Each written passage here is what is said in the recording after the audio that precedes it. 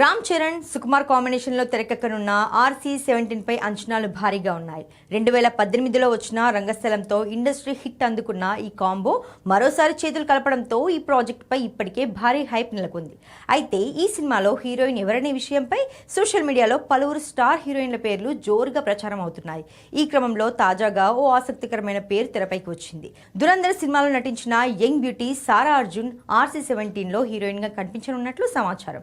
గతంలో ఈ సినిమాలో కియారా అద్వానీ నటించనున్నట్లు వార్తలు రాగా ఇప్పుడు సారా అర్జున్ దాదాపు ఫైనల్ చేసినట్టు టాక్. ఒకవేళ ఇదే నిజమైతే రామ్ చరణ్ సారా అర్జున్ది ఫ్రెష్ కాంబినేషన్ కానుంది. అయితే దీనిపై మేకర్స్ నుంచి అధికారిక ప్రకటన రావాల్సి ఉంది. ఇక ఈ చిత్రంలో ఒక కీలక పాత్ర కోసం లేడీస్ సూపర్ స్టార్ నయనతారను మేకర్స్ సంప్రదించినట్లు కూడా వార్తలు వచ్చాయి.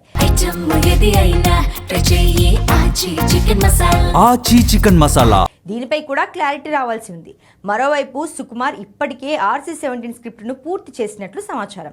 ఈ ఏడాది సెప్టెంబర్ లేదా అక్టోబర్లో సినిమాను గ్రాండ్గా ప్రారంభించేందుకు సన్నాహాలు చేస్తున్నారు.